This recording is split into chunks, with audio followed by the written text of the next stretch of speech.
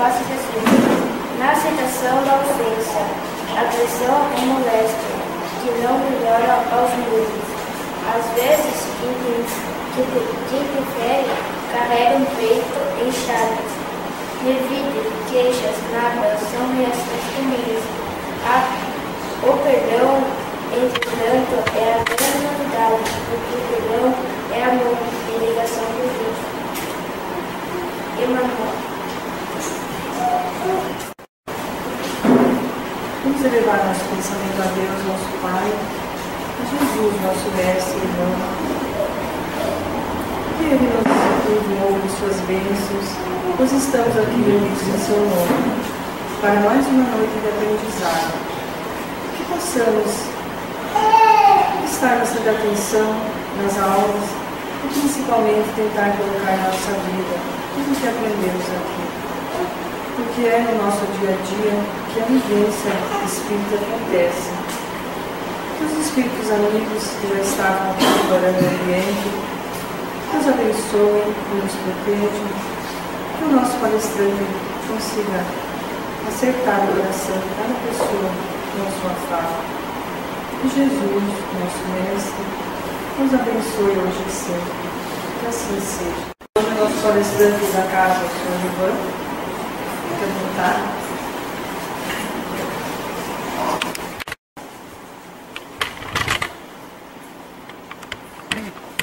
Boa noite a todos. Boa noite. Que Jesus nos envolva. Quando a Iris acabou de chamar de Senhor Gilvan, aí é uma experiência interessante, porque eu arrisco dizer que na minha vida, nos últimos anos, parece que não passaram para mim. O peso, né, dos cabelos brancos mostra que passou mesmo, né? Mas quando a gente está lá com 17, 18 anos, a gente começa a se acostumar com todas as pessoas tratando a gente por você. E à medida que a gente vai avançando na idade, a gente chega no supermercado e a caixa te chama de senhor, né? Dá uma impressão um pouco desconcertante nesse momento, mas como a gente já está se abeirando aí 200, né? Então que seja assim, não tem como ser de outra forma. Que Jesus nos ampare, né? Nos envolva nesse momento, para a gente poder fazer aqui um estudo em conjunto da nossa doutrina e da nossa mensagem espírita, né? À luz da razão. Nós estamos vivenciando, né, quando eu digo nós, se referindo em termos familiares, me permitam falar um pouco dessa questão familiar. Né? Eu com a Angelita estamos vivendo, junto da minha esposa, estamos vivendo alguns meses um momento também diferenciado da nossa vida, por conta da chegada do primeiro filho. E nós diferenciamos um pouco aí do padrão dos pais brasileiros, porque nós demoramos um pouquinho, né, para ter o primeiro filho. Estou com 39, a Angelita com 33, quase 34. E há 8 meses, que serão completados amanhã, inclusive, teremos o 8º aniversário, né, o 8º mês, né, de aniversário do nosso pequeno, do Raul.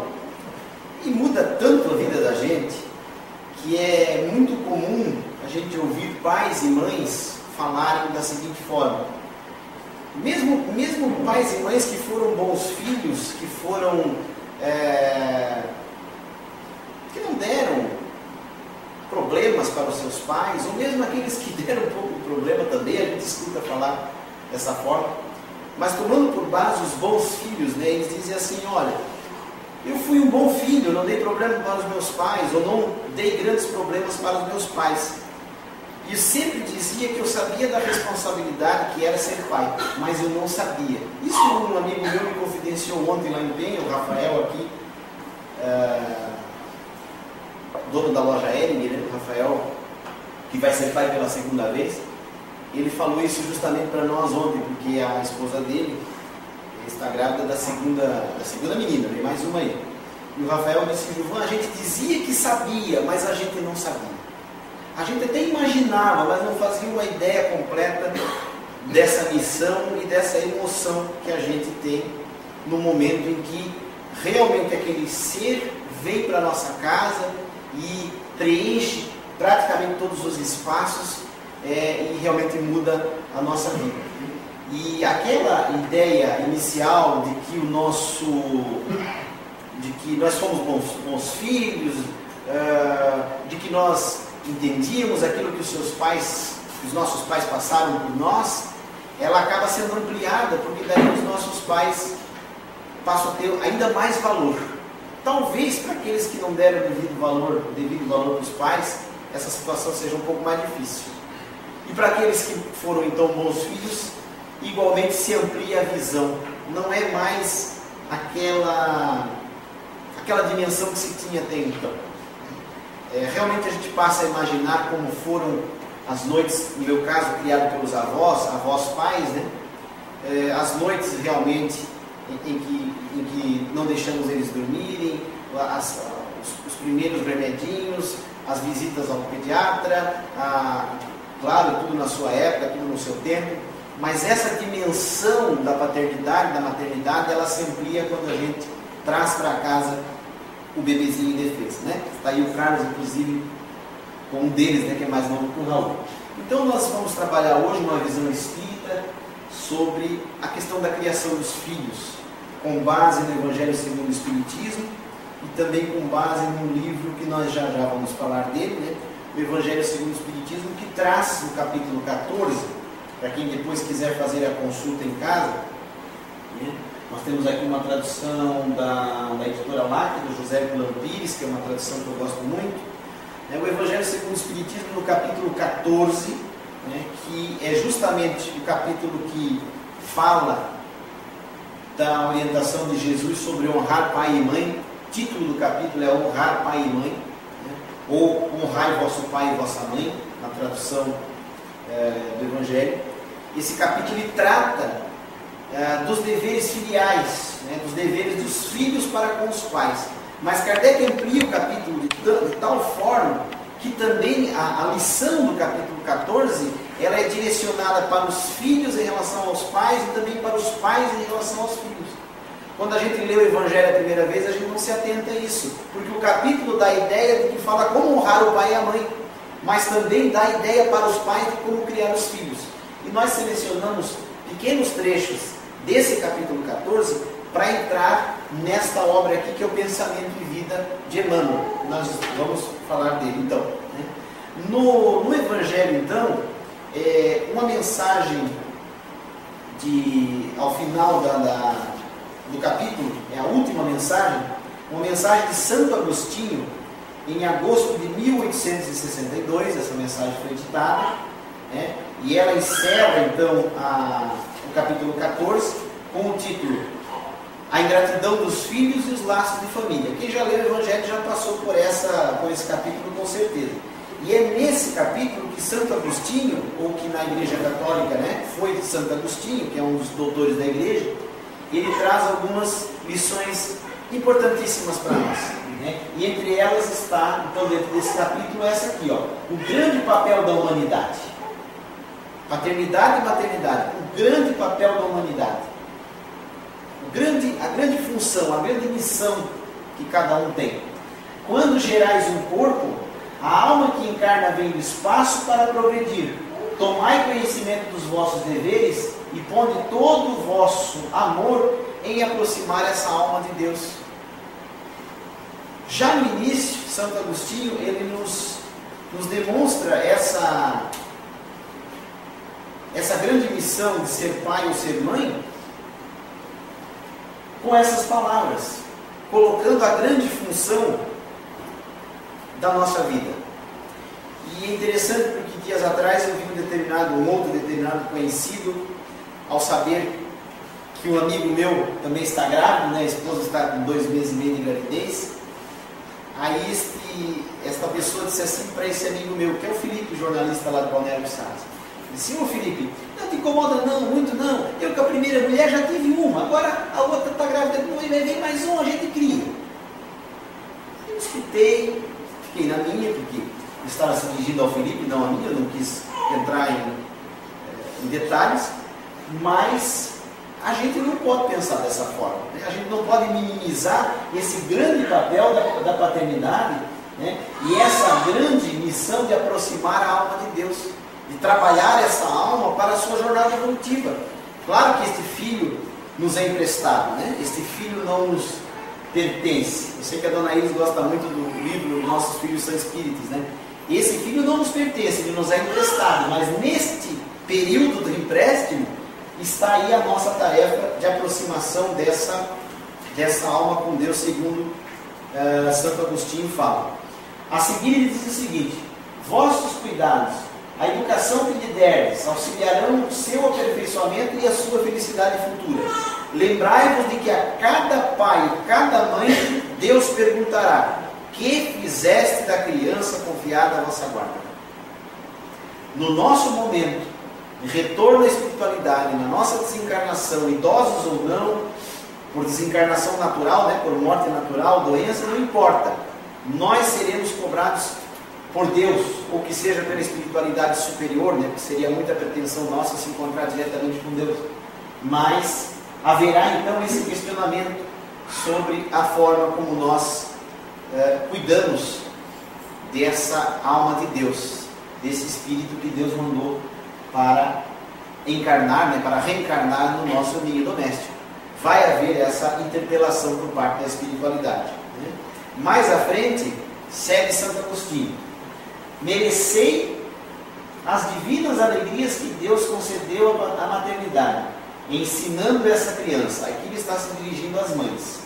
Muitas dentre vós, em vez de expulsar por meio da educação os maus princípios inatos, provenientes das experiências das existências anteriores, entretêm e desenvolvem esses princípios por descuido ou por uma culposa fraqueza. Aqui está se dirigindo às mães. Primeiro dizendo que cada mãe merece a divina alegria de Deus em ter a maternidade, em ter a criança. Cada mãe merece essa alegria e esse regozijo que vem de Deus. Mas há as mães negligentes, e ele já vai falar dos pais também, do contexto, né, do familiar total. Muitas mães são negligentes, né? Em vez de educar os filhos, né, já desde a primeira idade, né, como diz aqui, até usando uma expressão forte, expulsando, né, por meio da educação esses princípios inatos, que a criança vai revelando, né? A minha esposa sempre diz, eles são tão bonzinhos até os 4, 5, né, depois vão começando a se revelar, né? Expulsando então esses maus princípios inatos, porque eles vêm de vidas passadas, né? Muitas mães, ao invés de expulsar, elas acham bonito, né? E aí, ao invés de repelir e educar, elas desenvolvem, elas estimulam esses maus princípios, seja por descuido ou seja por uma fraqueza que é culposa. Quem age dessa forma tem culpa. Hoje, quem acompanhou meu Facebook, nossa página no Facebook, eu compartilhei uma matéria da Folha de São Paulo. Não vou citar o nome do apresentador da TV para não haver vibrações negativas, mas um famoso apresentador da televisão, empresário, está sendo criticado e até inclusive o Ministério Público vai investigar a empresa dele, tem várias empresas, porque ele desenvolveu camisetas com a seguinte frase: camisetas infantis para meninos e para meninas, escrito assim: vem em mim que eu estou facinho, para crianças de 4, 5 anos de idade. Um apresentador da TV Globo. Gente, vem em mim que eu estou facinho é um absurdo, um desrespeito, e custa R$ 59,90 cada camiseta, porque ela é da grife desse apresentador. O que quer dizer o vem em mim que eu estou facinho? Qual é a conotação que pode se dar? Uma conotação infantil, lúdica. Não é assim não. Por ser infantil e lúdica, que antigamente, graças a Deus não temos mais, nós vimos crianças rebolando ao meio-dia na televisão de domingo. Isso já foi proibido. E esse tipo de inscrição tem que ser proibido também. Num país que sofre com maus tratos contra as mulheres, maus tratos, crianças com violência doméstica, mulheres com violência doméstica, onde as minorias são atingidas, não pode haver essa conotação, nem que ela seja de sentido infantil, porque a criança não é facinha. A criança tem pai, a criança tem mãe, a criança tem família. Não sei qual foi a grande cabeça publicitária que desenvolveu a campanha do apresentador. Pedofilia. É um convite à pedofilia, exatamente. Né? Então, desenvolvendo a educação, nós vamos combater esses maus princípios inatos que a criança ela vai revelando. Eu tenho uma sobrinha de 5 anos que ela é um doce. E ao mesmo tempo ela é braba, mas ela é braba. E hoje, inclusive, eu estava comentando com a dona Zumira, eu a levei até a escolinha hoje do Querubins. Mas ela é braba que nossa. E hoje ainda, eu almoço na casa da sogra, então hoje ainda a sogra é sempre a última a almoçar, porque ela prepara tudo antes, né? E ela incomodando com uma ninhada de gato que tem lá, e não queria deixar a avó almoçar. E eu, Angelita, chegamos e chamou a atenção. Ela é nossa afilhada, inclusive. Ralhamos com ela, porque ela estava incomodando a avó tinha que almoçar. Tem que dar esses limites, 4, 5 anos de idade, desde cedo. Né? Tem que combater esses princípios inatos. E a bichinha é bem brabinha. Mas, seguindo aqui com Santo Agostinho, a tarefa não é tão difícil como podereis pensar. Olha como primeiro vem o alerta de Santo Agostinho e depois ele alivia no mesmo texto. A tarefa não é tão difícil como podereis pensar. Não exige o saber do mundo. O ignorante e o sábio podem cumpri-la. E o Espiritismo vem facilitá-la ao revelar a causa das imperfeições do coração humano. Gente, filhos são criados desde que o mundo é mundo. Claro que hoje você tem condição, em vista daquela infância, que acredito que a maioria de nós tivemos, né, aquela infância difícil, hoje nós temos condição de dar um agasalho melhor, de repente instalar um arzinho condicionado no quarto, de comprar um bebê conforto, de comprar um bercinho, condições melhores que muitos de nós não tivemos, porque os tempos eram outros, né? Mas filho existe desde que o mundo é mundo. A criação existe respeitando as escalas da modernidade, o avanço, a progressão do mundo. Sempre existiram crianças e elas sempre foram criadas. Seja pelo douto, pelo sábio, seja pela pessoa mais simplória. Sempre se criaram filhos. O douto até é mais perigoso, hein, gente? Porque às vezes a pessoa tem posses e ela delega para outros a atribuição que deveria ser dela, né? Quem lembra da palestra do Divaldo sobre a história do menino Leland, né? Que a mãe não criava, a mãe era riquíssima e essa criança vem a desencarnar, né? A mãe não criava a criança porque ela era uma senhora da alta sociedade, se não me engano, dos Estados Unidos ou da Inglaterra. E esta senhora, então, depois ela sentiu o peso. Então, às vezes, com condições materiais, é ainda mais difícil. E você tem como pagar, você delega para outro. Mas a tarefa não é tão difícil. Vem a criança com o manual de instrução? Não vem. O manual de instrução é o dia a dia. A gente aprende fazendo, né? Errando. Nossa, que medo que eu tenho de errar. Somos falhos. E na condição de pais e mães nós vamos errar. Sim, nós vamos errar. Assim como nossos pais em muitas situações erraram conosco. Assim como quando alguém da família que tem crianças pequenas, a gente olha de fora e nota os erros. Mas notar o erro do outro é muito fácil. Você convivendo na família, com primos, com irmãos, com cunhados, você vai aprender a notar os erros. Você vai notar os erros. Mas não esqueça de que eles também vão notar os seus, porque você também vai errar. O ignorante e o sábio podem cumpri-la. Agora, o Espiritismo tem um papel importante, porque quando ele mostra a causa das nossas imperfeições, ele explica à luz da razão o porquê do filho rebelde, o porquê do filho ditoso, respeitador. Né? Você passa, e isso aqui uma senhora falou na semana passada, se não me engano, na palestra, né, da tarefa dela, não com o filho, mas com a mãe, né? Ela comentou isso aqui no auditório, acho que ela não está aqui hoje, que ela disse que ela aprendeu mais na doutrina a lidar, a administrar a situação de uma mãe, que inclusive, se não me engano, é evangélica, né? Acho que foi isso que ela falou, né? E ela aprendeu muito com a doutrina. O Espiritismo mostra o que tem antes da vida, o que vem depois da vida, né? Os mecanismos da justiça de Deus, a lógica, por que sofremos, por que não sofremos, porque uns estão melhores, outras piores. O Espiritismo vem e nos mostra todas essas condições. Isso aqui é importantíssimo para os pais de mais idade que já estão com filhos criados. Quando os pais tudo fizeram para o adiantamento moral dos filhos, se não conseguem êxito, não tem do que lamentar e sua consciência pode estar tranquila. Porque é interessante. Eu conheço um casal daqui de Barra Velha, já é um casal de bem mais idade. Acho que eles não estão até não estão morando aqui, eram de uma congregação evangélica. Os dois filhos mais velhos, problemáticos, tanto o rapaz como a moça. E a moça criada na escola bíblica dominical, com toda a noção do evangelho segundo a ótica da igreja evangélica, né?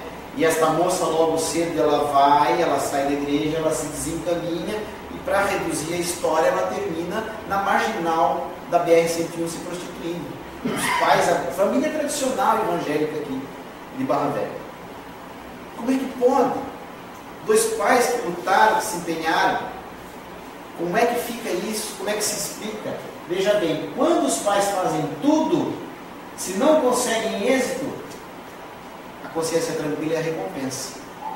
Mas eles se condoem com a situação, eles sofrem, por certo que sofrem, mas sofrem de consciência tranquila. O sofrimento é inerente, porque ninguém quer ver o filho em más condições, né? Como não foram negligentes, como foram pais bons, eles com certeza estão de consciência tranquila. E segue Santo Agostinho, admitindo que o pai que criou, que deu a noção, ele pode sofrer. Olha só, quanto à amargura muito natural que experimentam, pelo insucesso de seus esforços, Deus lhes reserva uma grande e imensa consolação.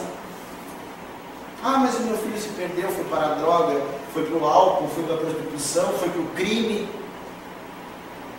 Você fez o que pôde? Eu tenho consciência que eu fiz. A sua consolação virá. Através da espiritualidade amiga, o seu amparo virá. E como ele completa a frase, pela certeza de que é apenas um atraso momentâneo. Esta criança, esse filho, voltará aos seus braços. Ela terá quantas oportunidades se fizerem necessárias, e você também terá a oportunidade de tê-la nos braços novamente, para corrigir, para ajustar momentos em que não deu certo, e você vai amadurecendo de encarnação em encarnação, porque nós até temos pressa, mas Deus não tem pressa. Deus é a tolerância suprema com a gente, né? Para nós, uma vida, 75, 80, 85 anos, 70 anos, parece uma eternidade. Para Deus não é nem um estalo na eternidade, porque para Deus há os milênios sem fim pela frente. E nós estamos inseridos na vida imortal, no processo imortal. Este filho poderá e virá novamente, né? Assim como os filhos desencarnados em tenra idade virão novamente, sem problema nenhum, por certo virão. Ou virão em outras condições, virão também como pais, para passarem aquilo que os seus pais passaram, virão como irmãos. O cadinho doméstico vai reabilitar todos eles através das vidas sucessivas. Os espíritos cuja similitude de gostos, a semelhança de gostos, identidade do progresso moral e afeição levam a reunir-se e formam famílias. Esses mesmos espíritos, nas suas migrações terrenas, buscam-se para agrupar-se como faziam no espaço. Mais tarde se reencontram felizes por seus novos progressos. Então aí está explicada a razão do filho preferido, do avô preferido, da avó preferida, da predileção do pai, da predileção da mãe. São espíritos muito antigos, são espíritos de uma longa jornada de migrações, de vidas em vidas, que estão se reencontrando. Aquele que é mais difícil você percebe vibratoriamente falando, e nós vamos falar agora já sobre pensamento e vida, né? Então você percebe aquele familiar mais difícil, você percebe aquele familiar mais amado, você percebe aquela afinidade, quem te acalenta o coração, quem te perturba também o coração, você percebe, né? Isso é absolutamente natural e só a reencarnação explica. Outras doutrinas não explicam, só a reencarnação explica o porquê dessas afinidades que acontecem. Bom, esta obra então que nós vamos agora analisar é Pensamento e Vida, é um pequeno, grande livro de Emmanuel, né? E de Chico Xavier, que veio a ser editado, a primeira edição, em 11 de fevereiro de 1958. É curioso como essa obra ela é atualíssima do ponto de vista da doutrina, e ela é um livrinho de 120 páginas, trabalha só estudos sobre o pensamento, né? Então, há um capítulo que se chama Filhos, na página 57, já digo o número do capítulo, número 13, onde Emmanuel estuda a questão da filiação. E ele diz assim, estuda do ponto de vista do pensamento, como é que o pai imprime boas coisas no filho para ele ser um filho melhor. Nasce a criança, trazendo consigo o patrimônio moral que lhe marca a individualidade antes do nascimento no plano físico, do renascimento no plano físico. No entanto, e aí os grifos aqui são todos nossos, né? Os sublinhados são todos nossos. Receberá os reflexos dos pais e dos mestres, que lhe imprimirão a nova chapa cerebral, as imagens que em muitas ocasiões lhes influenciarão a existência inteira. Valores, virtudes, bondades e mesmo defeitos que os nossos pais e os nossos mestres nos passaram, em muitas ocasiões seguem com a gente a vida inteira. Quantas vezes não dizemos, fulano de tal, saiu-se ao pai, saiu-se à mãe, não só na semelhança física, na virtude, no vício, nossa, caiu no alcoolismo, o pai já era alcoólatra, nossa, não deu certo na vida, a mãe já era assim. Isso é natural, dentro desse prisma da reencarnação. Agora é curioso porque Emmanuel diz assim, recebe a criança os reflexos dos pais e dos mestres. Veja como os pais vêm em primeiro lugar. Os pais e dos mestres, que lhe imprimirão a nova chapa cerebral, imagens. Ele vai fazer aqui uma analogia já com a máquina fotográfica. Vai ficar gravado na mente da criança estas imagens que os pais vão passar. Olha como ele diz aqui. Indiscutivelmente, a instrução espera-lhe o espírito em nova face. A educação desde o início, enriquecendo-lhe o caminho nesse ou naquele mistério. Contudo, olha como é importante isso. Importa reconhecer que a palavra escrita, em confronto com a palavra falada, ou com um exemplo direto, revela poderes de repercussão menos vivos. Olha só. Muitas vezes, a criança vai mal na escola e os pais não cobram em casa. Aí quando chega o boletim, vem com a nota baixa, e a mãe pega o livro de língua portuguesa, o livro de matemática, e surra a criança, bate na cabeça da criança com o livro. Esta atitude não vai fazer a lição entrar no cérebro da criança. A criança não vai aprender dessa forma. Desde o início, desde a eternidade, né? O exemplo direto e a palavra falada tem um poder maior diante da criança. Em confronto com a palavra falada, a palavra escrita perde. A criança pode até ler, a criança pode até, e oxalá que leia, importantíssima leitura, mas o exemplo direto do pai e da mãe e a palavra falada revela poderes maiores de repercussão. O livro perde para a palavra falada e para o exemplo direto. Emmanuel coloca aqui a palavra falada em primeiro, porque Emmanuel era um professor, né? E era um ex-senador romano, foi religioso em muitas encarnações. Então ele, como estudioso que era, intelectual que era e é, né? Ele fala dessa necessidade de palavra falada. Ele enaltece essa necessidade, porque para os pais darem e falarem coisas boas para os filhos, cada vez mais e cada vez mais cedo. A Natália uma vez falou sobre isso aqui, numa palestra, Natália de Almeida, psicóloga espírita de Joinville. Fale com o seu filho, mesmo em tenra idade. Dialogue com ele mentalmente, ou mesmo verbalmente. Ele está lá dormindo no quartinho, no bercinho, converse com ele. Porque a palavra falada, ela incute, ela repercute na estrutura cerebral da criança. E aí o exemplo, então, não precisa nem falar, né? A gente se depara ainda hoje com crianças indo para o bar com a garrafa de cachaça para buscar para o pai. O pai e a mãe mandaram. O que esta criança poderá se tornar no futuro? O que ela vai imprimir? Essa naturalidade de muitas atitudes que os pais tomam, né? Aqui no bairro São Cristóvão, próximo da casa da minha irmã, a gente já está no momento que a gente tem Estatuto da Criança e do Adolescente, Conselho Tutelar e tal. Tem um bar aqui no São Cristóvão que sempre tem criança, e às vezes eu passo para a casa da minha irmã 8, 9 horas da noite, 10 horas da noite, está lá todo mundo bebendo e um monte de criança. Eu fico horrorizado com aquilo. E próximo da escola Gazinho de Freitas. Não sei se o Conselho Tutelar está por dentro disso, se coíbe ou se não tem estrutura para coibir, mas isso hoje já nos agride. Antigamente era normal, hoje já nos agride, né? Então, diz Emmanuel que é importante reconhecer, você tem que dar o livro, você tem que dar a educação, mas no primeiro momento é o exemplo e a palavra falada. Falar bem, abençoar, né?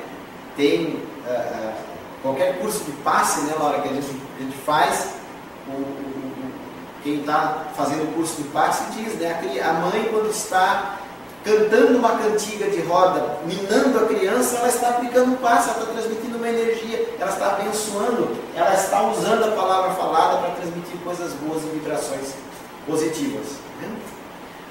Continua Emmanuel dizendo, e nós também sublinhamos, é que a voz, continuando no tema, é que a voz e a ação prática jazem impregnadas do magnetismo indutivo, que se desprende da reflexão imediata, operando significativas transformações para o bem ou para o mal, segundo a natureza que lhes personaliza as manifestações.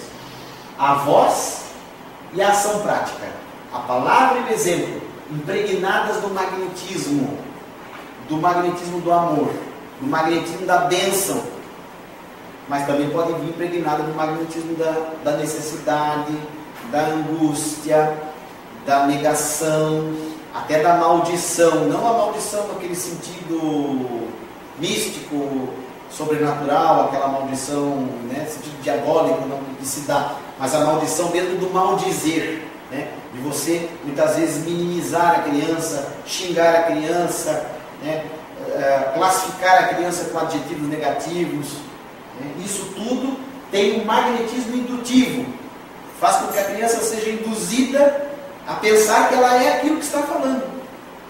Inclusive, foi falado aqui também, eu não lembro se na jornada ou na palestra da Gisele Becker, eu acho que foi na jornada, né?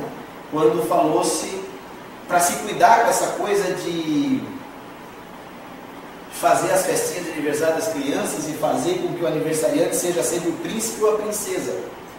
Num determinado momento da vida, até você faz lá, se você tiver recursos para isso, né? Você faz uma festinha temática, né, com o príncipe ou com a princesa, mas não faça ele ser 5 anos, 6 anos da vida dele o príncipe, e não faça ela ser 5, 6 anos da vida a princesa. Não desconecte a criança da realidade logo cedo. E outro dia eu vi no Facebook também, né, o menino que pediu a festa temática para o pai, temática como Gari da Prefeitura do Rio de Janeiro, no coletor de lixo, e o pai conseguiu. Vestiu ele, aquela roupa que aparece no programa da Regina Casé, que todo mundo conhece, que é alaranjada, vestiu o menininho, porque o pai dele era o herói.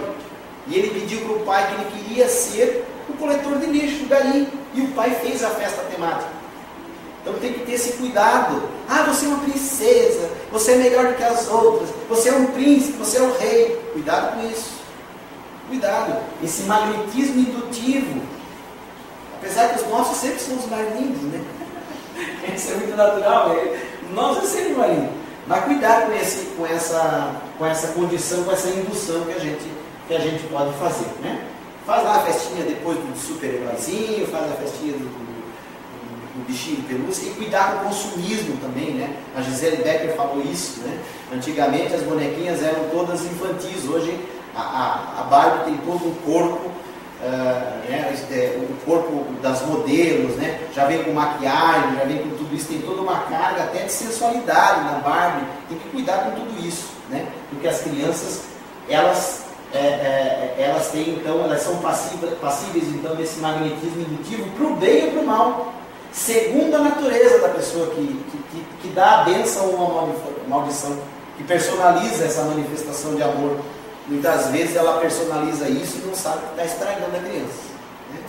Veja como é atual a temática de Emmanuel, né? Um livro de mais de 50 anos, né? As crianças confiadas na terra ao nosso zelo. E agora vem aquela explicação por que essa turminha monta e desmonta iPod, iPad, smartphone, tablet, notebook, netbook, computador. Olha só o que Emmanuel falava em 58.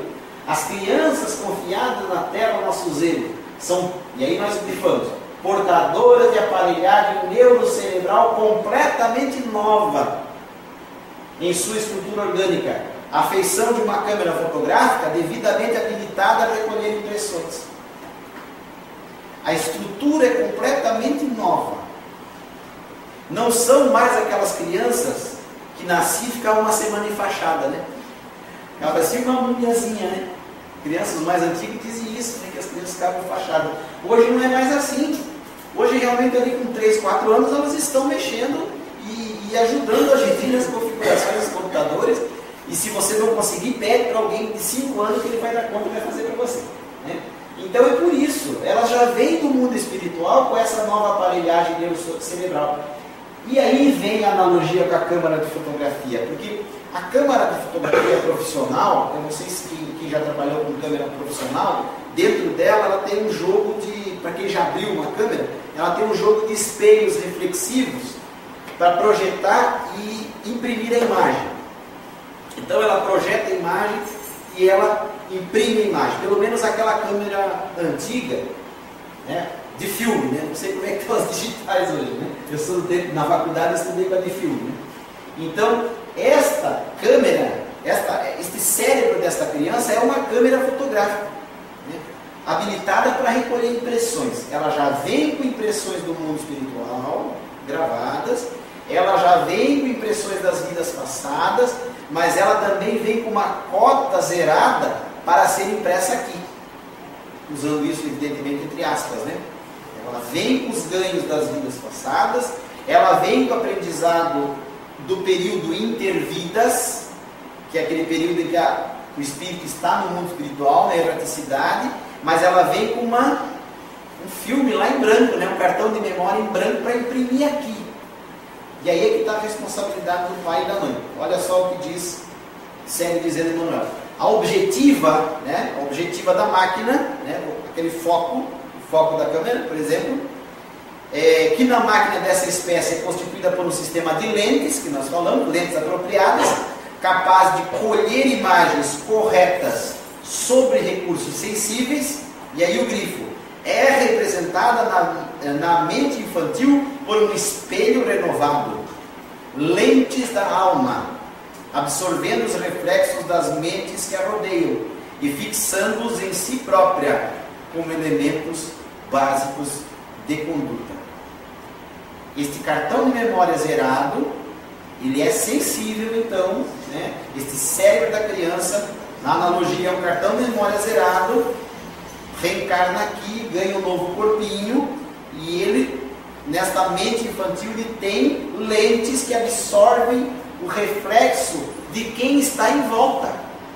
E quem é que está em volta por primeiro? O pai e a mãe, os avós, né? Muito possivelmente. Mas quem está primeiro em volta é o pai e a mãe. E ela vai receber esses reflexos nesse primeiro momento e fixar nela como elementos básicos de conduta. Voltamos a dizer, nossa, fulano se saiu ao pai, fulana se saiu à mãe. Tem os vícios do pai, tem as virtudes do pai, tem os erros da mãe, tem os ganhos da mãe. Por que isso? Porque esta objetiva, essa lente, ela foi absorvendo esses reflexos desde criança e foi gravando na estrutura cerebral, né, e também espiritual da criança. Cerebral e espiritual. O processo se dá no corpo físico e também o processo se dá no corpo espiritual. E segue Emmanuel. Os pequeninos acham-se deste modo à mercê dos moldes espirituais, dos que lhes tecem o berço eles asseguram a escola, assim como a argila frágil e viva ante as ideias do oleiro. O oleiro pega a argila e transforma no vaso, transforma no jarro, transforma no copo, de acordo com a sua intenção, de acordo com a projeção mental que ele fez. Aliás, tudo na vida da gente entra com projeção mental, né? Quando a gente vai comprar um carro, você idealiza a marca, o carro que mais vai te servir. Quando você vai construir ou comprar uma casa, quantos quartos são necessários, quantos banheiros, você faz uma projeção mental, né? O oleiro, para criar, faz uma projeção mental, né? E com as crianças, né, essa projeção é um molde espiritual. Você vai moldar a criança, né, assegurando a ela aquilo que ela pode receber de bom ou o que ela pode receber de negativo. Esta é a impressão. Eu lembro de um caso que eu também conheci de infância. Dois casos, vamos dizer. Um adotivo e um biológico, para a gente não diferenciar, né? Porque o adotivo e o biológico, se o adotivo adotou, é porque essa criança estava programada para ir para aquela família. Não tem essa de adotivo ou biológico. O amor, para qualquer mãe adotiva, ela vai dizer que o amor é o mesmo. Nos casos do adotivo e do biológico, eu conheci dois casos muito emblemáticos. Aqui em Barra Velha, um de criança, tinha determinada mãe, o menino dela era um terremoto. Terremoto a ponto de a casa dessa mãe, ela tinha os armários, as prateleiras, tudo quebrado. Ele quebrou tudo, ele quebrava prato, ele quebrava as portinhas, tudo é terrível. A avó dizia, minha falecida avó dizia, meu Deus, não sei como esta senhora, não vou dizer o nome, como é que ela consegue, o que essa criança tem? E ela uma boa e excelente mãe.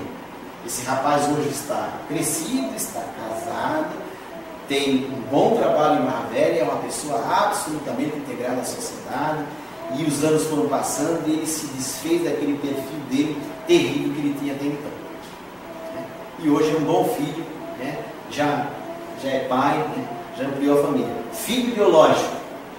Um outro caso, até esse caso é interessante porque teve uma participação da Neiva telefonista da prefeitura, que é catequista, e a Neiva é uma pessoa muito espiritualizada, e a Neiva ajudou esta mãe que eu vou citar, que é adotiva, a encontrar esta criança. A Neiva, esta mãe estava em busca de uma criança para adoção, e a Neiva soube então, isso já há uns quase 20 anos atrás, naquele momento que o processo de adoção era mais rápido e não acontecia tanto, né? Hoje acontece mais, tá? A adoção acontece mais, só que o rigor é maior, infelizmente a demora para ter a criança é maior. Mas a Neiva então ela intermediou, ela soube da criança, ela intermediou.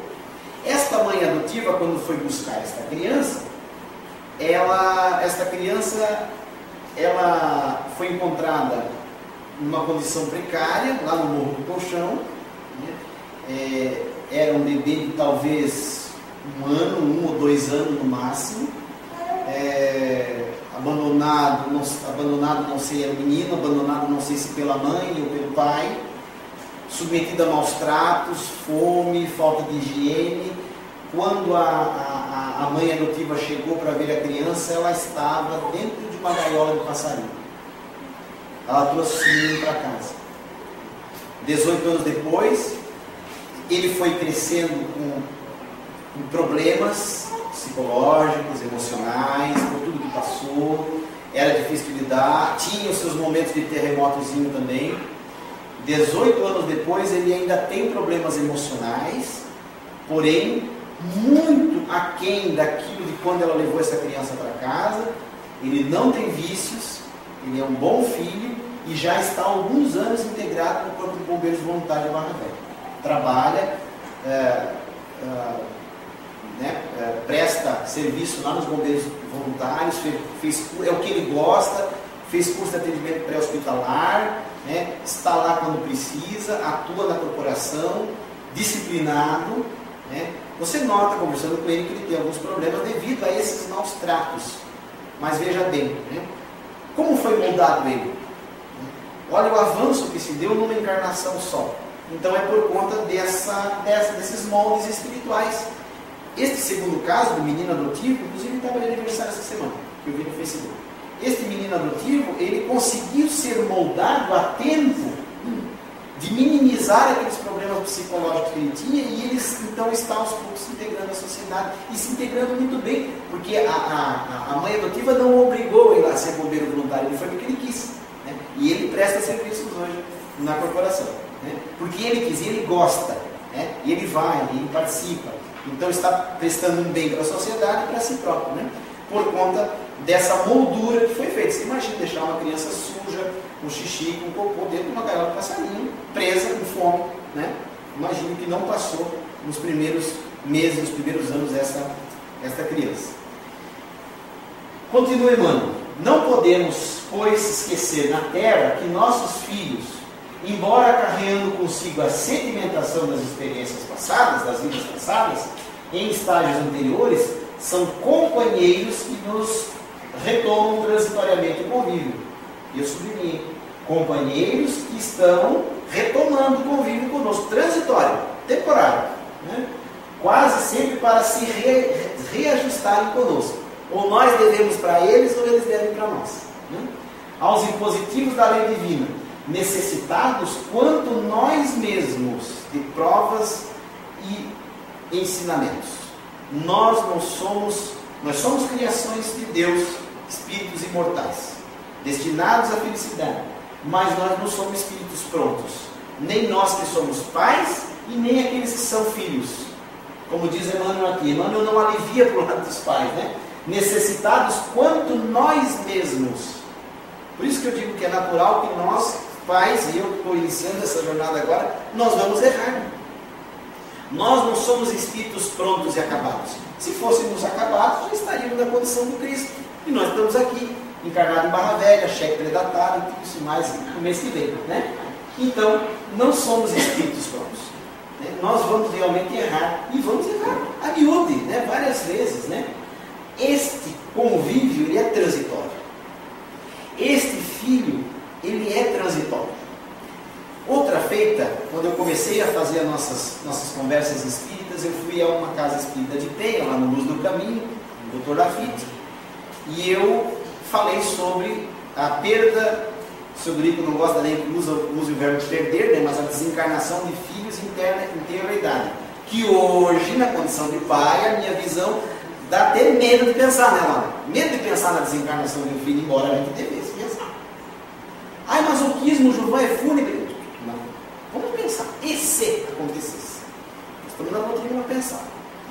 Mas, naquela situação, eu dei a mensagem da doutrina e eu usei um pouco, quem me conhece sabe que eu sou meio irônico, meio sarcástico, e eu usei de uma expressão, falei o que a doutrina diz, que esses jovens que morrem, que desencarnam, essas crianças, vão para o mundo espiritual, são tratadas, que Deus não desampara ninguém, que a vida continua e tal. Em determinado momento eu disse assim, então não adianta na hora do velório a mãe se segurar no caixão e querer ir junto, porque depois da desencarnação esta criança não voltará mais. Ela pode voltar em espírito para consolar a mãe, mas ela não voltará mais. Um certo tom de ironia, com um certo tom de rudeza na minha palavra. Terminei a palestra, estava na saída, tinha uma mãe à porta, e ela disse assim, eu queria falar com você, eu queria dizer para você que eu fiquei com muita raiva de você na palestra de hoje. Eu disse, nossa, senhora, me perdoe, me desculpe o que eu fiz. Eu sou mãe, o meu filho foi embora, eu sepultei meu filho com 20 e tantos anos de idade.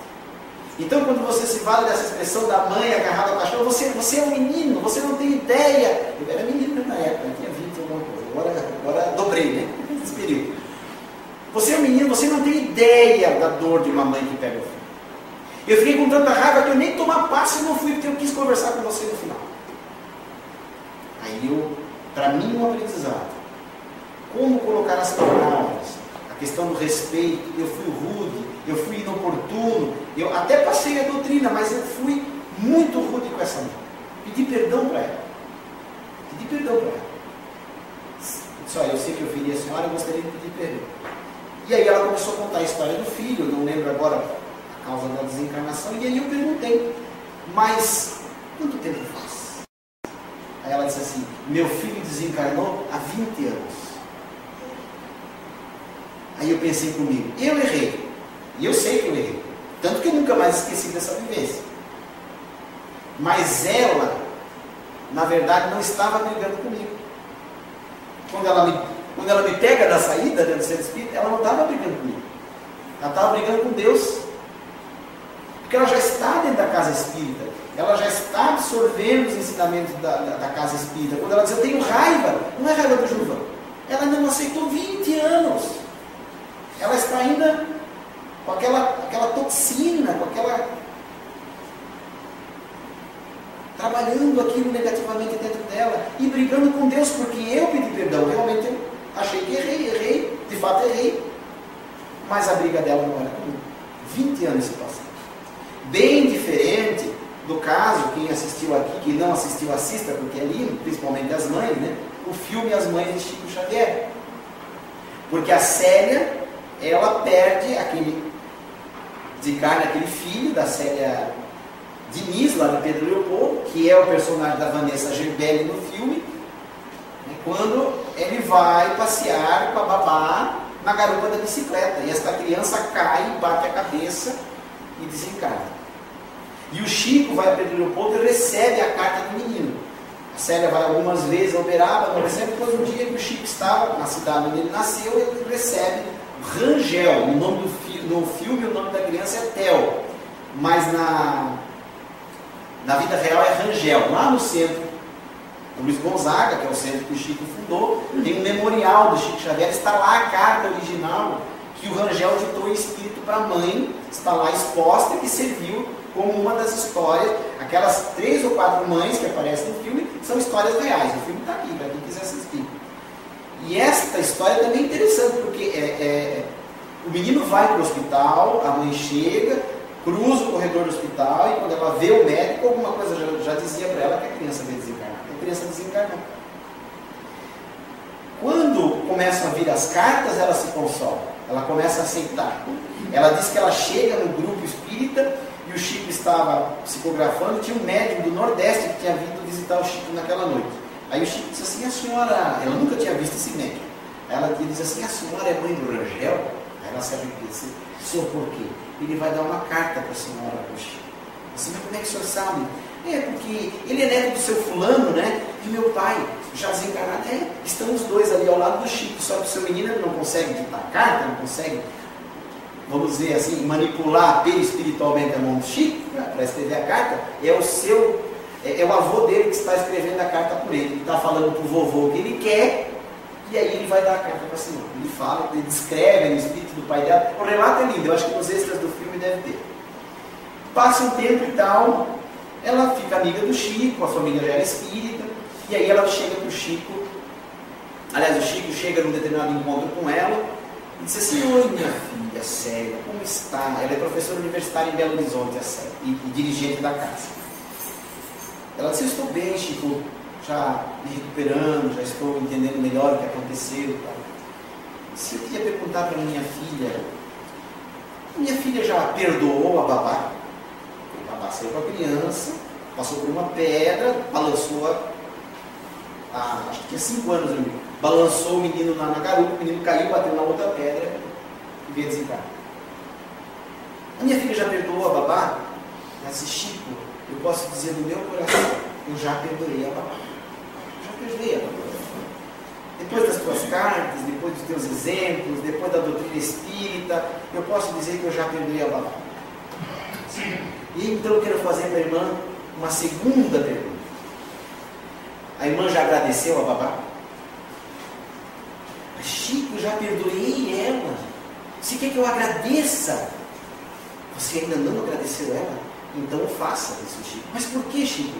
Esta criança ia desencarnar caindo dos seus braços. Foi a providência divina que fez ela levar a criança desse jeito. E aí você não iria se perdoar. Você já perdoou a babá, mas agora você vai lá e agradecer. Porque o processo de dor ia ser muito maior se acontecesse com você. É uma história tocante, né? Não podemos, pois, para encerrar, esquecer na terra que nossos filhos, embora carregando consigo a sedimentação das experiências, são companheiros transitórios. Excetuados aqueles que transcendem os nossos marcos evolutivos, excetuados os espíritos nobres, com exceção dos espíritos puros, a face da missão particular de que se investem na renovação do ambiente comum, todos eles, todos os nossos filhos, nos sofrem o reflexo. Cada um vai ter um pouquinho, o Raul vai ter um pouquinho do João, um pouquinho da Angelita, como os da Laura, os três lá têm um pouquinho da Laura, um pouquinho do Guru, um pouquinho do vovô, um pouquinho da vovó, um pouquinho da tia. E assim cada um que é pai e mãe. Como a Marcela, a Rose, por exemplo, no convívio com a Marcela, já identifica o que é do Marcelo, o que é da Rose. Todos eles sofrem reflexos, né? Com exceção daqueles missionários, né? Seria muito bom se todos nós gerássemos um Chico Xavier, né? Mas não é assim, né? Eles são muito raros, esses missionários, eles transcendem, né, a evolução, né? E estes filhos comuns, eles assimilam impressões entranhadamente perduráveis. Perdura isso nele. Isto vai nele por muitos e muito tempo, por uma encarnação inteira, né? Ou até mais. E eles acompanham os passos desde a meninice até a morte do corpo deles. Aquilo que nós imprimirmos nos filhos vai acompanhá-los. Tratá-los à conta de enfeites do coração será induzi-los a funestos enganos. Olha o que eu falei da festinha da princesa e do príncipe. Não, você tem que ser médico, você tem que ser dentista, você tem que ser isso, você tem que ser aquilo. O pai quer direcionar a vida do filho, tratando ele como enfeite do coração. Não é assim que acontece, ou que deve acontecer, né? Eles facilmente se ajustam ao reflexo dominante das inteligências aclimatadas na sombra e na rebeldia. Então, quando você não orienta corretamente, ele vai procurar o vício, a droga, né? Porque ele se ajusta a esse reflexo das inteligências da sombra e da rebeldia. Acolhendo-a com amor, cabe-nos recordar que o coração da infância é uma urna preciosa a incorporar-nos os reflexos. Olha só que bela expressão, né? O coração da infância é uma urna que incorpora os nossos reflexos. Troféu que nos retratará no grande futuro. Já foi falado aqui, né? Temos que deixar um mundo melhor para os nossos filhos, mas também temos que deixar filhos melhores para o nosso mundo, né? Um troféu que nos retratará. Você vê uma criança educada, assim, nossa, que criança educada, é filho de fulano e beltrano, né? Nossa, como é bem educado, é o reflexo dos pais e tal. Ou vice-versa, ou o contrário, né? Nos vamos retratar no futuro, no qual passaremos todos igualmente a viver.